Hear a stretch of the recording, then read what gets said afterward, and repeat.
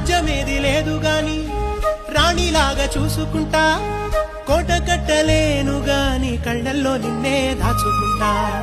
రాత ఎట్లా రాసి ఉన్నా ఆ మార్చి నీతో రాసుకుంటా, స్వర్గమంటూ ఉన్నదంటే అది నీతోనే ప్రతిరోజు పంచుకుంటా. నిన్ను గన్న మీ నాన్న కన్నా